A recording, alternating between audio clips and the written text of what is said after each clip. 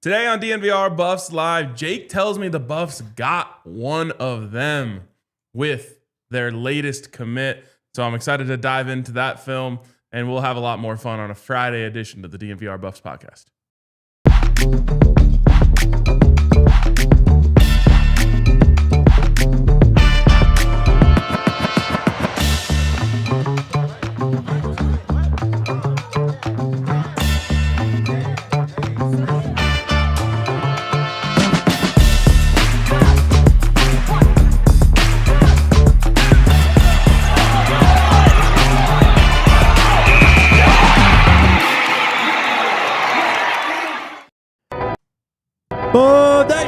LeBron James.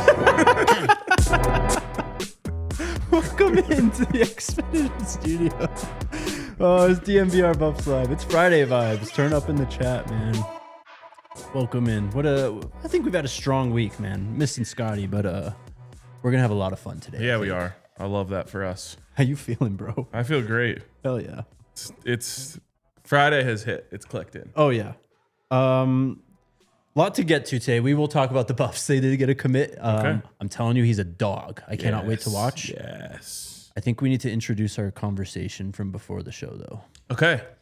Off the top? What do you think? Sure. It's Friday. Donuts. Yeah. So I don't remember how this started. How did this start? Because Marissa had the cookies from... Okay. Yeah, the place. Yes. That sells the big cookies. Yes. Oh, right. And then I said, if all dessert in the world disappeared except ice cream, I wouldn't even notice. Yep. And then you said, even donuts? Hell yeah. And I said, donuts are like a morning thing, like a breakfast thing. And you were like, no, donuts are a late night thing. Yeah. Then that sparked our debate. And I put it out. Oh, update, please. To the people. Yeah. And I said, it's certainly not a nutritious breakfast. So I framed it in a different way. When are you more likely to eat a donut? A, in the morning, or B, after dinner? We have 80 votes. Okay. 90% of people say in the morning. Fair enough. Sure. Make your case for the late night donut. First off, I will qualify this by saying I'm not a big breakfast person. Okay. So it's not really my... Donuts might be for you then. Maybe, but like even then, I don't know. I've been hearing people talking about eating cake and stuff in the morning. Yeah. So that was a topic upstairs as well. Yes. Okay. I'm not a breakfast person. Okay. What I think of breakfast, it's like, I don't know, like some fruit, like a granola bar, maybe like some yogurt. And if I'm like really feeling breakfast, it's like an egg and bacon, egg and cheese bagel or something like that. Ooh. I'm not saying I would turn down a donut, but like when I think of going to get donuts, I think of, again, an unnamed institution who is known for the one, and they have a drive-through usually. And that drive-through, at least where I grew up, it was 24 hours, I think. That's crazy. Or at least very late night. Very late night, yeah. I kind of did grow up in the middle of nowhere, but we did have this very famous donut worldwide shop. donut We don't even shop. have one of those like near here, which is crazy. I looked on a map recently. There's two, and I think they're all on the outskirts of like the metro area. Yep. Surprisingly enough, I've lived by the two in the last 3 years. So I've been like 5-minute radius from both of those. When you get those bad boys hot off the presses. Exactly. Whew. And when that donut sign, like Hot Fresh Donuts, is on at 1 o'clock in the morning, you got to take a stop, man. So that's what I like kind of associate that with. And also like, like the late night, like obviously everyone's asleep. I'm gonna sneak this donut real quick. Like that's when I eat donuts. All right, fair enough. For me, it's kind of like I'm about to have like a day where I'm just a piece of shit. And it's like I'm gonna just sit on the couch and watch football and not answer anyone who's asking me about anything, and eventually get to drinking. And that's the day where I'm like, donuts for breakfast? Sure. So that's like donuts and coffee. That's kind of like a mainstream thing. Right. So it's a cop thing. Like, but I don't even think I've coffee. ever had like a late night munchies donut, which I bet would hit. It's pretty unbelievable. But like even so, like cops, like they're associated with donuts, right? Like I think it's because they work late at nights usually.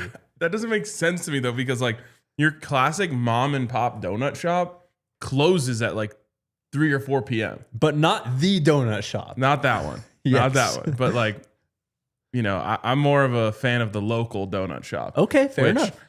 When I was in high school, we knew a girl who worked at the local donut shop, and she would hit us up at like 3:30 because my buddy lived right by it, and be like, "Hey, we're about to clear out the stock for the day. Yeah. You guys can just come have whatever you want." We would just like go stock up on donuts. Yes. So I don't know. I mean, maybe I'm in the wrong here, but There's no wrong and right here. Fair You're enough. just in the minority. sure. Up to 91%. Also, not a coffee person. I feel like I should qualify that too. That's a big one. I've actually quit those. Thank you very much. Especially if, like, so some people drink like really sweet, decadent coffees, which I wouldn't want alongside a donut. Of course, like right. it's like sweet on sweet. But I personally just drink black cold brew. Sure. Like a bite of a sweet donut and then the bitterness of the coffee, that hits. That makes sense. See, I can totally understand that. See, Eric knows. That's exactly, yes. Hot off the line. That's different. When that light is on, man, because they have the light, it's time. It's go time. Hell yeah. Today on the show, we are going to break down breakfast. Just kidding. No, we are going to talk about the dark horse. I don't think we've talked about them in a minute on this show, but very sad news. We're going to talk about ESPN's 2026 Way Too Early All-American team, PFF's highest graded defensive tackles from the transfer portal. The Big Ten put out a 2014 playoff bracket today that we will take a look at, see what we think. Trinidad Chambliss. We'll get to it, but we start today with recruiting. By the way, my book got crushed on the minus 150 odds. Because you remember we set the odds yesterday. You said minus 1,000 for Trinidad to take the first snap. Yeah. And I said minus 150. So Oh, yeah. You got hammered for sure. my sports book is out of business. No doubt. Go to Bet365. The Buffs did get a commitment. The first of the 2027 class. Now, technically, yes, was Dolph McDonald the first commitment. Then he decommitted, sure. Davon Dericho. Or Dericho? Dericho. That sounds sick. Dope name. First off, immediately passes the main name test. Yep. From Miami, Florida. Okay. Also passes that. High-ranking 3-star, 593rd overall player in this class. Okay. Definitely able to move up into that 4-star range. 57th overall cornerback. How about this? Okay, 5'9", 165 cornerback. Yeah. But But a track athlete. he is a legit athlete, and that track speed is absolutely something we're going to talk. Do you have the clip, Yaya, of his huddle? Okay.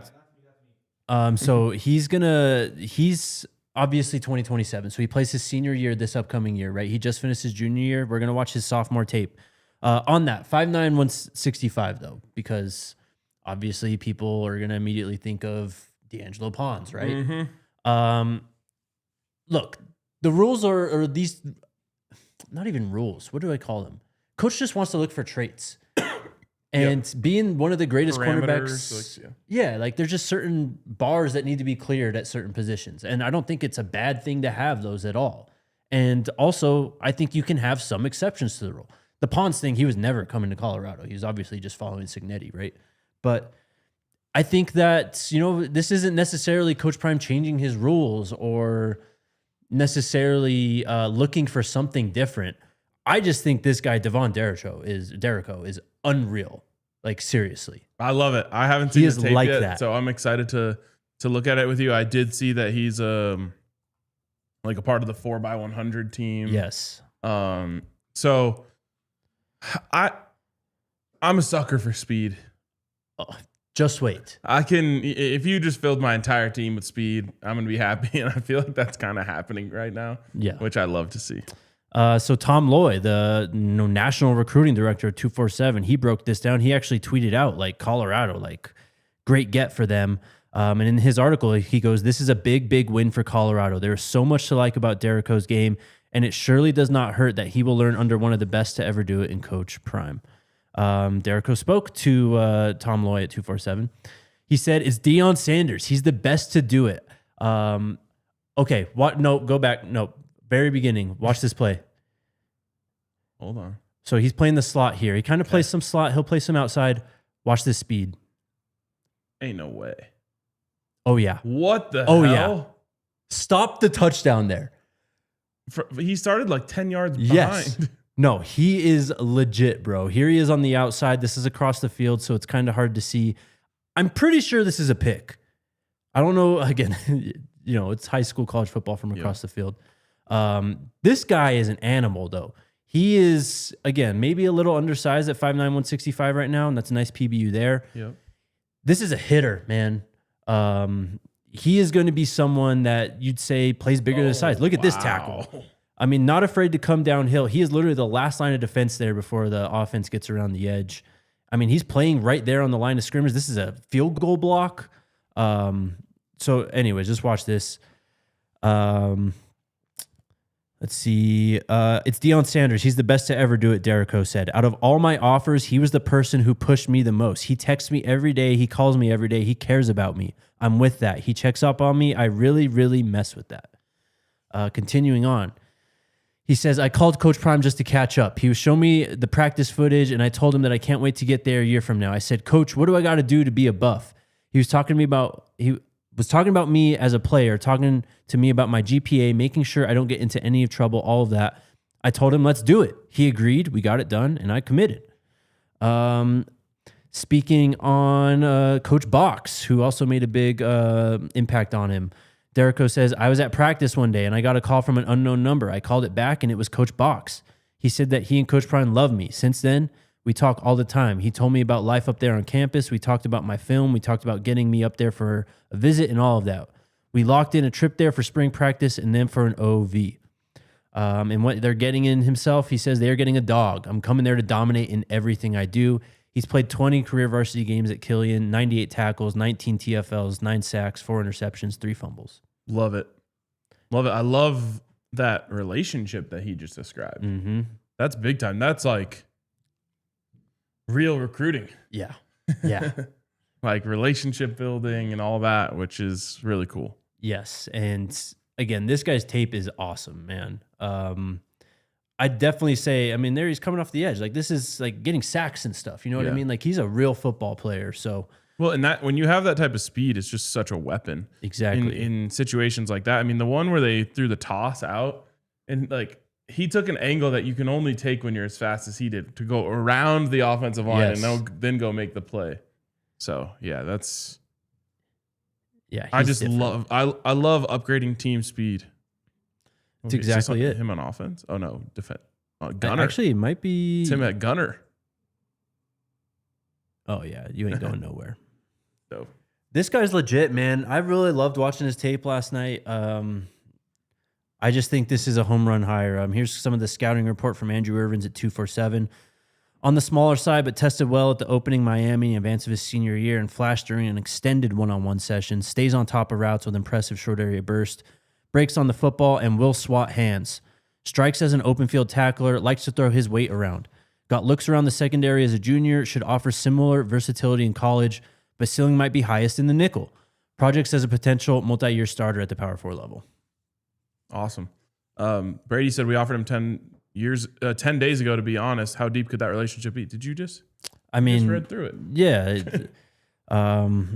I don't know how far back they go, but you literally said like they call to check up on him. Yeah, yeah. So, and he said, "What do I have to do to be a Buff?" Which means exactly. It sounds like the conversation started before he was offered. Mm-hmm. Mm-hmm. Yeah. Shout out to Papa Proctor, man. Papa Proc. But I'm really excited about this guy. And look, it's a long way to go, clearly. I mean, literally, we're 10 months away from this guy being able to sign. I'm sure he's going to come on a visit, have a game day experience and all that. But this is a fantastic start for the 2027 class. Love it. Love it. I always hesitate to get too excited about these things because I have a feeling his recruiting is going to take a big uptick in this last year, which we've seen happen before, which means it's never easy. Mm-hmm. You got to battle to the finish line when these guys become a 4-star or whatever may happen. Strong offer list: Florida State, Indiana, Louisville, Maryland, Pitt, UCF, West Virginia, among many more. And this is just the start of his recruitment as well. So yeah, massive one. Obviously, we have more visits coming through too. We just talked about those two guys, King Thibodeau and Khalil Taylor, I believe, yesterday. And there's another one today, or I guess yesterday he tweeted out that he will be visiting after the show. You still need me to? Are you good? Yeah. No, keep going. LaMarcus Jones is going to be visiting Colorado. Looks like, when is he visiting? He didn't say yet, actually. But he will be visiting Colorado at some point from Jackson, Mississippi. Nice. 6'5", 285-pound offensive tackle from Callaway High School. 259th overall player, 27th ranked offensive tackle. Sheesh. Very strong offer list as well. Yeah. I mean, he's going to already visit Kentucky in June, but Ole Miss, Alabama, Auburn, Colorado, of course, FSU, Georgia, Mizzou. I mean, Oregon, blue chip as blue chip gets here, pretty much. Yep. But yes, he will be taking a visit to Colorado. It's not on his calendar yet either. So again, don't know. But Adam Munster Tiger at 247 wrote him up as well. So he is definitely on his way. That is your third blue chip visitor already announced. And we're in February still. Love it. Love it. So yeah, recruiting is kind of popping. Yes. Very nice start for this 2027 class. I mean, you already have a commit too. I don't know. I was thinking about going back and looking, but it's just, I mean, who knows? But this feels like a very early commitment, at least in regards to the last 3 recruiting classes under Coach For Ryan. sure. So, all right. Let's take a break. Let's take a break and shout out our friends over at Xfinity, the legends. We're coming to you live from the Xfinity studio, man. They've been helping us get all wired and connected out here. And, man, they've streamlined us. We've got their reliable, intelligent Wi-Fi. And now's the chance for you to get in on the action as well. What if I told you you could get that reliable, intelligent Wi-Fi and you could also get it locked in for a price for 5 whole years, Ryan? Wow. Yes, sir. Wow, is it? That's Imagine that. Exactly. There you go. You're learning. But Xfinity, man, you know, we're sports fans. We know what goes on in 5 years. A lot can change. Nothing's for certain. Contracts, rip it all up. That means nothing. Conferences, all that. It can go away in the blink of an eye, but not with your Wi-Fi. Xfinity is going to lock you in for 5 whole years. And the best part, no annual contracts, no hidden fees, and you get their best equipment included. Yeah, take it from us. We know what a lot can happen in 5 years. Don't let that happen to your Wi-Fi. Lock in your price and unlock the possibilities with Xfinity. You can learn more at xfinity.com. Xfinity, imagine that. Select plans only. Restrictions apply. Also, shout out to our friends over at Bet365. We're in a little weird spot where it's All-Star break. You've also got the Olympic break. Now, I know my guy Hank has been betting on the Olympics a lot, so we could probably learn a little bit from him on that. For me, though, it's golf betting season. And every year I hit a couple big ones. And I'm like, we just started. I already hit one last week. So you got to get in on golf betting. It's really fun. It'll make you kind of dial into the tournament and see the way things are going. I have a lot of fun betting golf over at Bet365. And you can do the same. And the best part is when you use the code DNVR365, you're going to get $200 in bonus bets when you bet $5, win or lose. So sign up and use that code DNVR365, deposit $10 and get $200 in bonus bets. Must be 21 and older and physically located in Colorado. Please gamble responsibly. If you or someone you know has a gambling problem and wants help, call or text 1-800-GAMBLER. Terms and conditions apply. Shout out to our friends over at Bet365. All right, back on the show. Yes, very strong start to the 2027 recruiting class. Not saying it's a bad or a good thing, but not even to mention Brendan Marion there with that one as well, too, which is, you know, he's going to do his thing, but clearly. Totally. Anyways, let's talk about Trinidad Chambliss. Let's get existential, if you will. Oh, you love doing that. I do. We'll start with this, too. Most college football thing I saw today. So obviously his waiver eligible. I don't even know the technicality. He's going to play football this year in college football. Did you see what happened after the judge made the ruling in the courtroom? No. Do you have the tweet? Yeah. This is Trinidad Chambliss signing a Trinidad flag tie for just people in the courtroom for his return to the team. I saw a tweet that he was reportedly signing a football for the judge. Oh, which no. That can't be real. I don't know. Yeah. What is it? He's like signing a tissue box, bro. Like, what are we talking about here? Like in a courtroom. Anyways, look, no offense to Trinidad Chambliss at all, clearly. No, I mean, I hate to blame the kid, honestly. But this is a very slippery slope because the NCAA has no control over eligibility anymore. Look, clearly. we've already seen NBA players go back to play college basketball. That has happened this year. Now, I don't think there's been a guy who actually logged minutes in the NBA yet, but guys who were drafted are now playing college basketball, which would have been completely ass backwards for all of time leading up to this year. We're going to see it. We're going to see it. Yeah. Someone's going to go to the draft. They're going to go undrafted. They're going to come back to school. Or they're going to go to a team that they don't want to, and they're going to turn around and try. We are one step away from that. We've got all the way to there. We're not even. This is bad. It is bad. Daniel Jeremiah, the draft analyst, right, for NFL Network, he had a tweet today. And if you've been following the sport for a long time, you'll remember this as well. Daniel Jeremiah. I'm old enough to remember when guys were going to court to get into the NFL early. Different world we're in now. Shout out Maurice Claret. Yes. Broncos legend. Yes. But it's true. I mean, we went from the NFL being the ultimate goal, and obviously NIL has played a massive factor in this because Trinidad Chambliss is going to go back to school, probably make, I don't know, $5 million at least. For sure. And if he gets drafted in the third round, he's making $1.7 million. Yeah. This is clearly the root of his decision. And I can't blame him for that. Exactly. Other than the fact that, like, as I saw those people getting those autographs, I'm like, I don't know if those are going to be worth that much. Right. Just because, like, you should want to go to the league. Yes. But the thing now, it's like part of college lore. If you own that, like, tie in this, like, kind of historic moment, it's kind of worth something. Sure. Maybe. I don't know, man. This is a hard position for me because I really like Trinidad Chambliss. Me too. I also don't like Ole Miss. Me too. And I just, more than anything, really don't like where we're headed. Where we are. Forget headed. That's like we're here. We have to stop saying where we're headed. We are here in hell. College football, as we know it, is dead. The NCAA lawyers also left before the hearing even finished. Yeah. So the judge, of course, has a ruling that he's 30 minutes going on and on about. NCAA lawyers didn't even stand around and finish. They did put out a statement, however. The decision in a state court illustrates the impossible situation created by differing court decisions that serve to undermine rules agreed to by the same NCAA members who later challenged them in court. We will continue to defend the NCAA's eligibility rules against repeated attempts to rob future generations of the opportunity to compete in college and experience the life-changing opportunities only college sports can create. Which,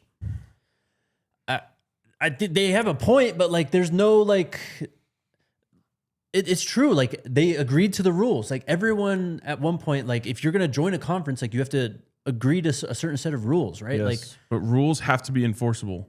I agree, but like the NCAA, like, where's their power? That's not like they're going to be able to ban Trinidad Chambliss or the Ole Miss from competing because he's not ruled ineligible, and that's like what they're supposed to do. Yeah, they did rule him ineligible. They did. It just doesn't matter because your rules are just made up.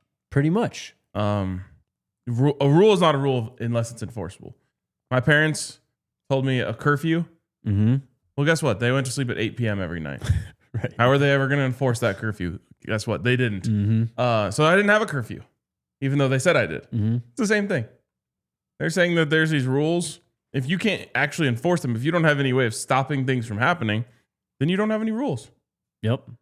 I mean, it's pretty much if you want to, and obviously this is great news for the Buffs too, because Ezra Christensen, he's kind of dealing with the same thing. And there's actually a Joey Aguilar hearing today, I think, which is the Tennessee quarterback. And he's kind of continuing on the Diego Pavia thing from last year, where he's trying to argue that JUCO years do not count at all, pretty much.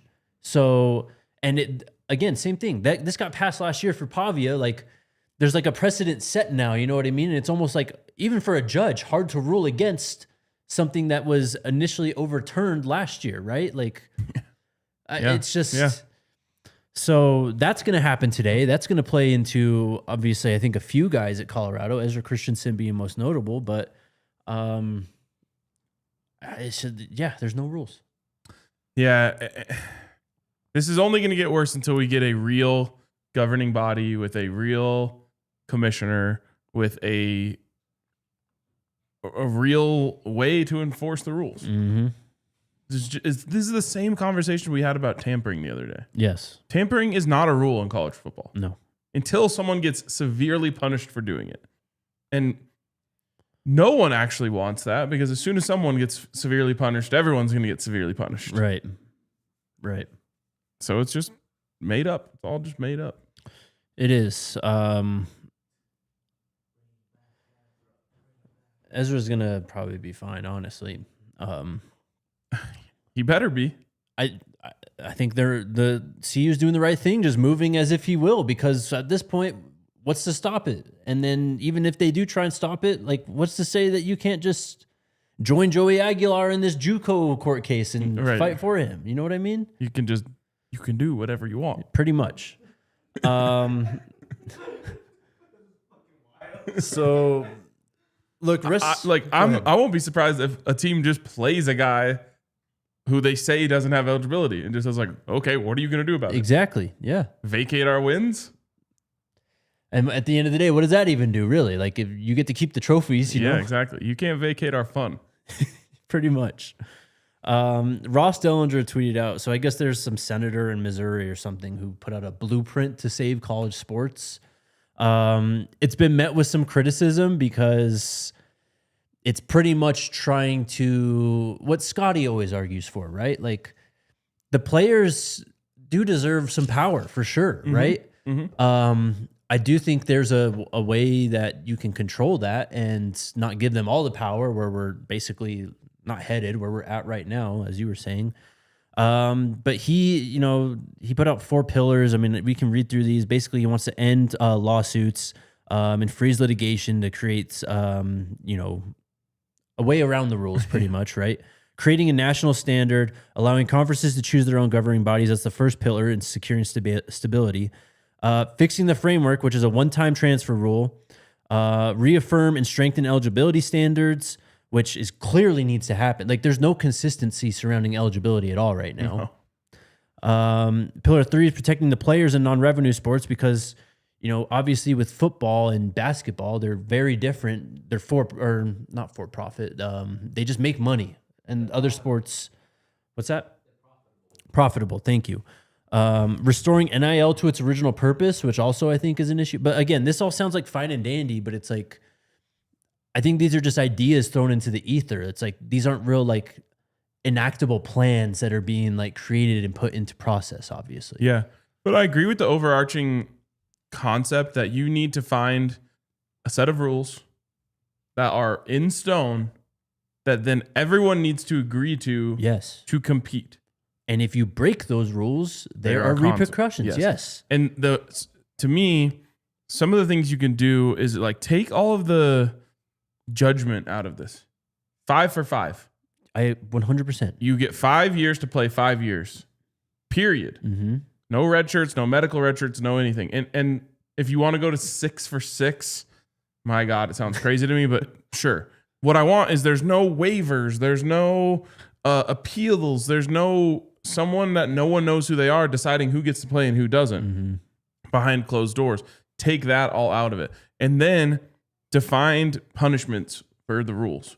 We've seen so many teams get caught cheating or whatever, and depending on who they are, you either get a slap on the wrist because you're, Michigan, or you get a larger penalty because, we're trying to make an example out of this team. Right.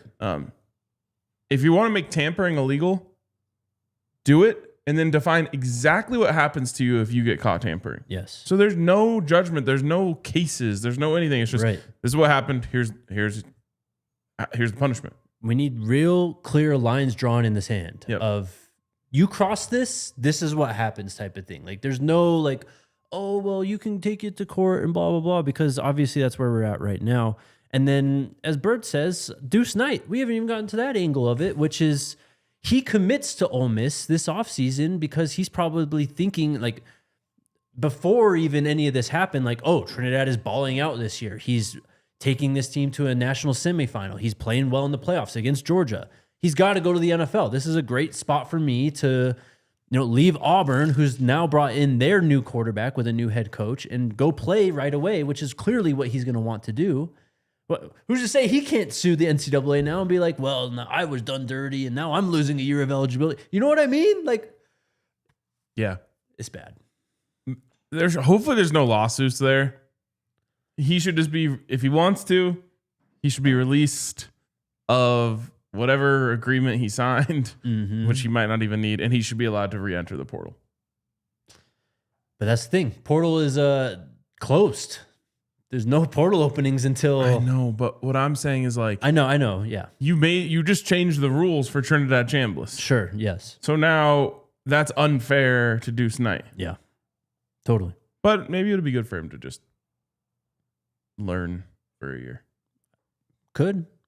But yeah, he like stripped all the Ole Miss stuff from his Instagram, which, He should be allowed to play for any team that's called the Knights. UCF? We got UCF, Rutgers. Yeah. I want to say Fairleigh Dickinson. I don't know if they have a football program. Interesting. Okay. Tournament legends. Yes. Yeah, he can play for the Golden Knights. Yeah, why not? All right, let's take our next break, and then we'll talk playoffs and much more. Shout out our friends over at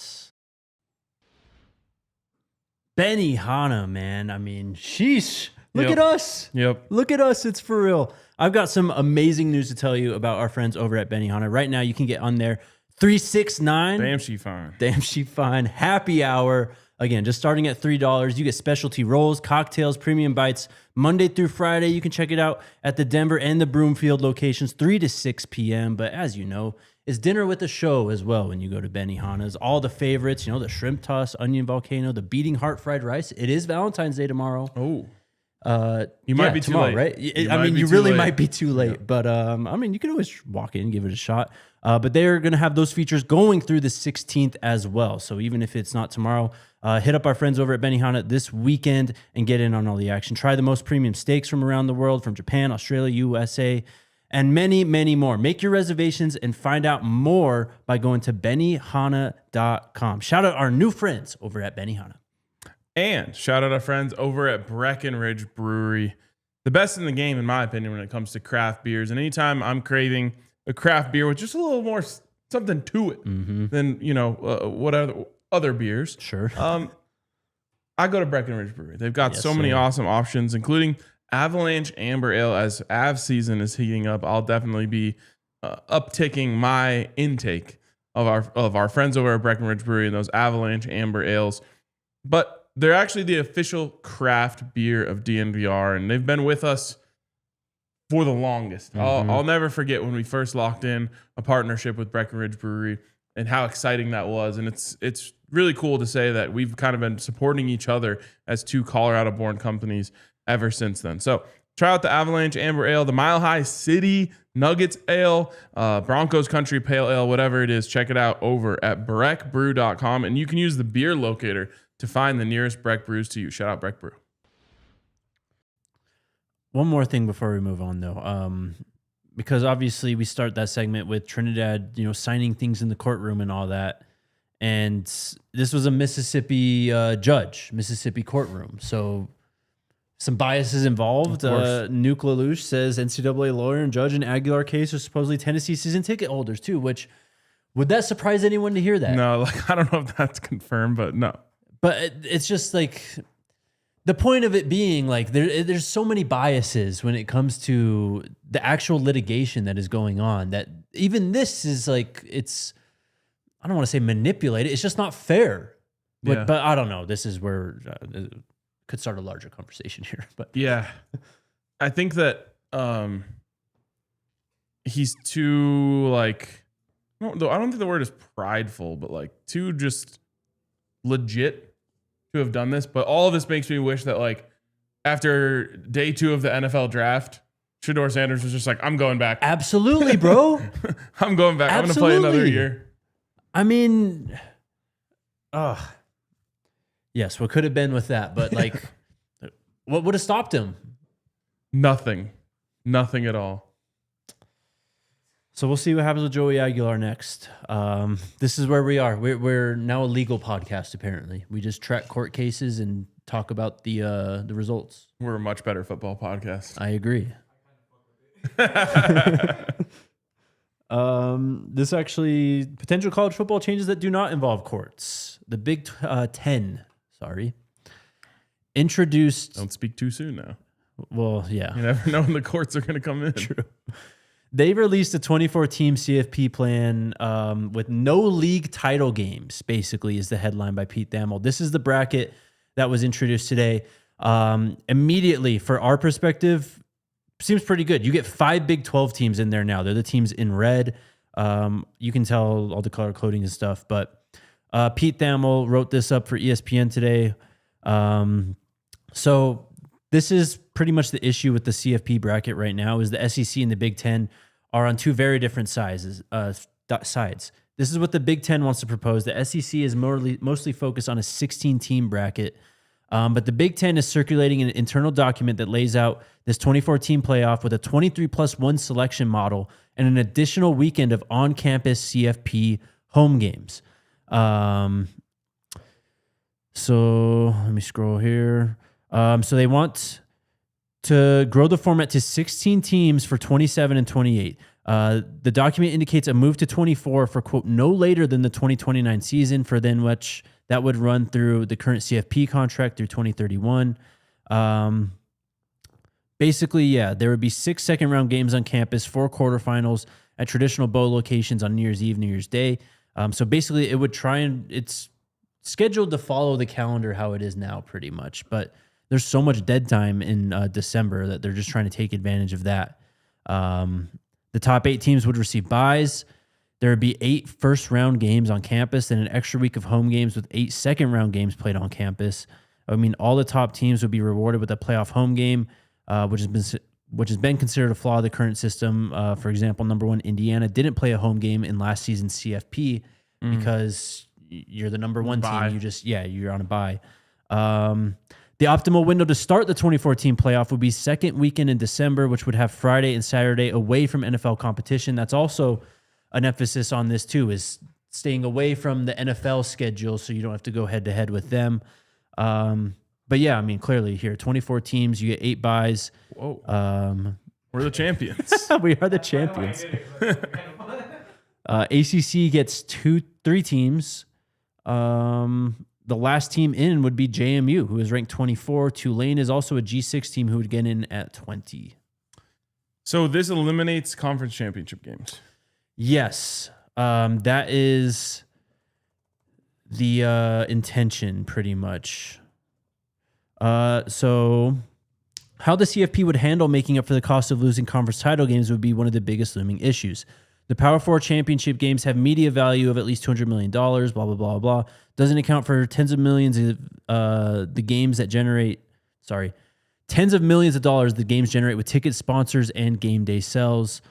So pretty much it's just a financial issue, it seems, and a contractual issue because a lot of these media deals include that. And that's what I was going to say, though. I don't think I like that, losing the conference championship games. I get that they're slowly but surely losing their importance, but like, it's one of very few things that you can hang a banner in your stadium for. Sure. And there's also very few teams that actually get to compete for national championships. Yes. There's significantly more that get to compete for conference championships. And sure, could you just win a conference championship in the regular season and hang a banner for that? Yeah, but guess what? It's going to be because you won some bullshit 4-way tiebreaker, and It's going to feel not nearly as cool. And then you're probably going to end up having all 4 teams say, oh, we won that conference championship. Sure. And so I don't like that. That 2001 Big 12 championship game where the Buffs beat Texas was really special. You know, go into the Pac-12 championship game in Santa Clara in 2016, even though it didn't go the way we wanted it to, was really cool. Like, I don't want to lose that. I think I agree too. I do like that proposed ACC model, which is kind of what the Pac-12 is doing that we talked about yesterday, where I kind of like just, that intrigue and the stakes that a final week where it's maybe not even a predetermined opponent, where it's like kind of a flex schedule thing. That was sick. And you can just work it out from there, like the actual standings. And then I feel like you would have a much more true and deserving title game at that point. Yeah. But the flex week, I can't even think of a single reason not to do it. I guess it would just be travel costs. Logistically, like kind of a nightmare, honestly. Like, but if like NFL teams are doing that for playoff games, how hard could it really be? I agree. I mean, and even conference title games too. Like, yes, you do know where you're going to travel, but like from a true team preparation standpoint, like you don't know who to watch film of until a week before sometimes anyways. So it's not like it's actually going to affect the team. Leaving week 12 or 13 as an open spot actually fixes so many problems that I don't know why we haven't thought of this sooner. Because we hate the tiebreakers. I hate them. Yes. So maybe you're not going to fix all of it, but you certainly will give yourself a chance to. If there's a 4-way tie at the top going into the last week of the season, and all 4 of those teams play each other that week, now you have your 2 teams to go to the conference championship. Totally agree, dude. You got to think about the kids' school too. Like they got to go to classes and do all these things. We ain't come here to play school. Look, the whole school thing left about, and that was one of the main criticisms of that Senators like plan to fix college football too. Is like, where's the mention about like actual school and like, you know what I mean? And I saw long gone. Totally. And I saw a tweet yesterday. Like, do you remember the times when like during the middle of the broadcast they'd like pull up the guy's major and like sometimes they'd like pull up the GPA? You know what I mean? Like, we are so far gone from that stuff. So true. It's crazy. Now they're talking about what he's making. Exactly. Yeah. He's sponsored by Breckenridge Brewery, and he's got 4 NIL deals, and the school's paying him $350. Here he is courtside at the Nuggets game. You know what I mean? Yeah. So, Juju brought to you by Taco Bell. He just scored 12 touchdowns. Totally. So that's hilarious. I hadn't thought of it in that way in a long time. Like he's actually a double major, right? Yeah. He said he wants to be an engineer when he grows up. You know what I mean? Like, but back then it used to matter because it's like, hey, this football thing doesn't work out for you. You're going to need to have like a good education. Exactly. Now it's like, well, you're getting like a $500,000 runway to figure out what you want to do after you leave college football. Yeah, you can open up a business pretty much right out of college. If you save your NIL money right, you are very much set in a different way that was not even plausible before NIL. No, not at all. So that's kind of where we're at with the state of college football. I told you it's a little existential today, but it is existential. Waco Girl says, I've smashed and fried my donuts and placed a grilled chicken thigh between them. Yep. The Isotopes used to do that. They had burgers at Isotopes Park. Never had one. I think that donuts would go better with chicken than red meat. Oh, yeah. Like almost chicken and waffles. Right, exactly. Yeah, I guess it's for sure. Chicken and donuts. Sure. Sign me up. Coach O, coaching the D-line. It's talking about it in the chat. What do you think? There's a very... I don't know where this came from. Unreliable rumor out there. Okay. But sign me the fuck up. He'd be phenomenal. Period. He'd be a fantastic recruiter. He'd be a great press conference. The other day I was at Legal Pete's. And I'm just like, looking at my phone, eating, like head down. And I just hear a voice. And I couldn't have looked up faster because I was like, Coach O is in, and it wasn't him. But it sounded exactly like him. I've never heard anyone else's name or voice sound anything like it. And it was like, I literally almost broke my neck. Yeah. That Louisiana like growl almost. Yeah. Totally. Go Tigers. Go Tigers. That's Dre's favorite saying. All right. Moving on. Let's talk about this. PFF put out their top, I think 8 or 10. Top 8 graded defensive tackle transfers this offseason. Colorado's 2 of the top 8. Number 1 is Ezra Christensen. Wow. What is this? PFF's best graded players from the 2025 season who transferred to new programs. Nice. And Santana Hopper is there at number 3. We've talked about them a little bit, obviously. Also, shout out Bishop Thomas, number 8, too. Yeah. He's now playing for the Oklahoma Sooners. Wow. Yeah. How about that? Shout out Bishop, man. No doubt, man. Shout out Bishop for sure. But this 1 is... and 3. Yes, bro.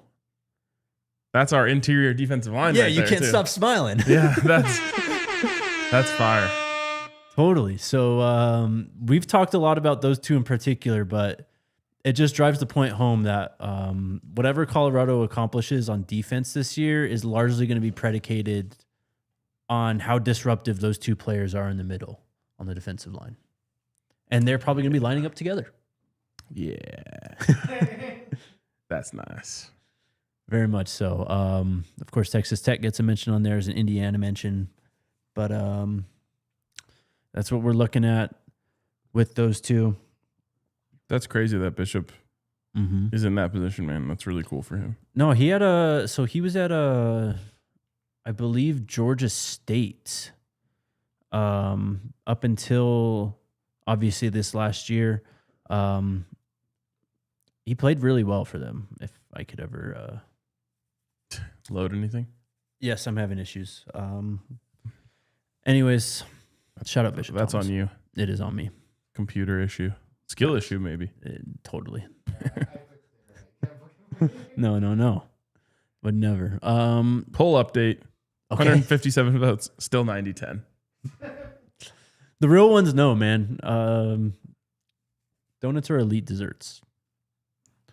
ESPN put out their way too early All-American teams. No Buffs mentioned, so not to get you hyped. Sleeping. There is a Texas Tech mention at tight end and Terrence Carter Jr. You got a Houston mention at guard, a Cincinnati mention at guard, another Texas Tech defensive lineman cracking the list here, a Texas Tech cornerback. But my question for you is, who would you nominate as a Colorado Buffalo, maybe a few, who should be on like maybe all Big 12 watch going into this year? Julian Lewis. Hell yeah. Danny Phantom. Mm-hmm. No. And two guys we talked about, I think. Santana Hopper, Ezra Christensen. Gideon Lamprin. Mm-hmm. Leona Leafau. Randon Fontenette. Got to put on for Scotty's guy while he's not here. Yeah, there could be a lot. So last year when we had... if your two that you just mentioned, we're winning a lot of games. Oh, yeah. So last year when we did Boo Carter, of course, yep. When we did the, or not we did, but when the Big 12 like preseason team voting came out, and we were, at least I was a little surprised by the lack of representation. I would not expect that to be the case coming into this year. And I think it just highlights, how this offseason has felt a little different compared to last year too. Totally. Although you're talking about the Big 12 like preseason team. Yes. I think there still will be a severe lack of representation on there. Bias? Yeah. This team, it feels like always has to prove it before they get any credit. Pretty much. Maybe Marion kind of changes some things though. True. Boo Carter would be sick too. Totally. All right. The dark horse is going away. Potentially, but the current site will no longer be where you can go get a classic hamburger at the Dark Horse, watch a game, and just take in the building that it is, pretty much. Yeah. It really sucks. There's just no other way to put it. I think that, unfortunately, I'm starting to learn that this stuff just happens over time. Like, the places that you grew up in aren't the same places that you grew up in, Yeah. And it sucks. But what hurts me the most is like when we go on road trips. Yes. We always touch down in Lubbock or Manhattan or Lawrence, Kansas, and we're like, okay, what's the spot? Mm-hmm. Where do we go? Mm-hmm. And then I just like judge that place based off of how cool that spot is. Right. And if I was sending someone to that spot in Boulder, it would be the Dark Horse. And if you go to the Dark Horse and you see all the stuff on the walls and everything, and the weird decorations hanging from the ceiling and all of that, and then you have some great food, which they always provided, you would just walk out of there being like, damn, this place is cool. Yeah. And losing that really kills me. So maybe we do get a new location, and maybe it ends up being just as cool, maybe even cooler, you know, if you want to look glass half full, but it's just not there's not another place like that. No. And that sucks.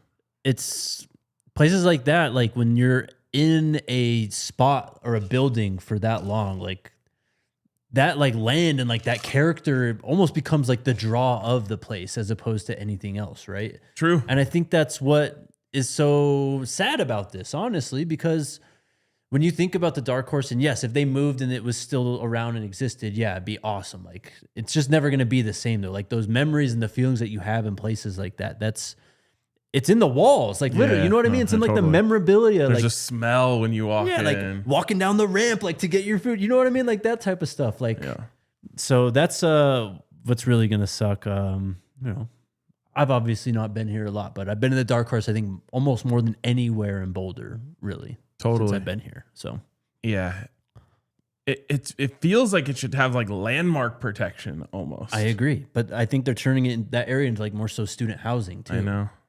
They just more and more people moving in need more places to put them. Are you guys willing to tie yourself to the building and protest? That would be good content. That would be great publicity. We'll have some Dark Horse content coming soon. I'll tell you that much. You see that guy who's a Manchester United fan who said he's not cutting his hair until they win 5 games in a row? No. Now he has this like massive fro. And I was just thinking like, sure, he wants his team to win 5 games in a row, but like, I know who he is now because they haven't done it in so long that it worked out perfectly for him. Yeah, totally. It's like his team losing is actually benefiting him. Yes. It was like they had won 4 games in a row and then tied the last one. So he hasn't cut it, but he had like 22K people watching the stream while he was watching the game. It's crazy. Yeah. So that I'm like, what can I do? Tie myself to the Dark Horse. Are you volunteering yourself? Yeah, maybe. March 14th is the final day that you will be able to enter the world famous Dark Horse in Boulder as it currently exists. They put a post out on Facebook, of course, thanking everyone, but they did say, let's end this era with a bang, you know, prepare to end this chapter, you know, very like undefinitive, like end stuff, like not riding off to the sunset, almost literally see you later type stuff. So, yeah, it's just weird when stuff like this happens, man. Like the Blake Street Tavern went away. Right. And that was like before the DNVR bar, the amount of games and time and meals and drinks I had at Blake Street Tavern, like, was unmatched. Yep. And you hear it's leaving, you're like, okay, like, you know, got to go for the last night, and whenever we go, like, for that last night, we have a great time. And then it's just gone. And then nothing's ever replaced it. Yeah. And it's just like, there's just a hole in the scene now. Yeah. Like, it used to be, go to a Rockies game, you go to Blake Street Tavern after. Right. And that just isn't there anymore. And it's like, that's what's going to happen here. Like, there's no replacing the Dark Horse. Right. You could put another burger joint in, you can do this, you could do another sports bar. That thing is just gone now. Yes. That piece of your city that was a part of it is just gone. Totally. It sucks. Yeah. Someone said, Lacey, I mean, Boulder post-COVID. The stories I've heard, man, I wish I could have seen it. Yeah. It might be true that everything just gets worse over time. Grown up sucks. That is a certified fact for sure. But anyways, that's most of what I got for today. I don't know. I can talk about some other stuff if you want. Sure. What else we got? Shane Beamer, which very controversial guy, I think, over the last, I don't know, year or so. South Carolina head coach.